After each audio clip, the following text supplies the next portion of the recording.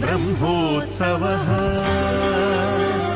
नानास्वरूपस्य ब्रह्मोत्सवः नादस्वरूपस्य ब्रह्मोत्सवः।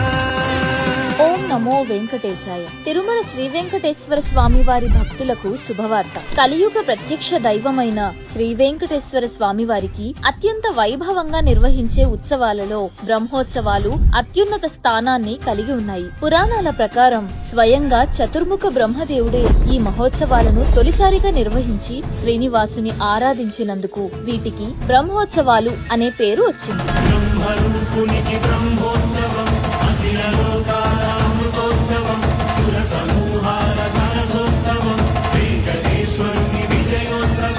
ప్రతి వాహన సేవ వెనుక ఒక ఆధ్యాత్మిక సందేశం, ప్రతి ఉత్సవం వెనుక ఒక విశిష్టమైన వైదిక సాంప్రదాయం దాగి ఉంది. ఇలాంటి మహోన్నతమైన బ్రహ్మోత్సవాలు 2026 సంవత్సరంలో తిరుమలలో 2 సార్లు అత్యంత వైభవంగా జరగనున్నాయి.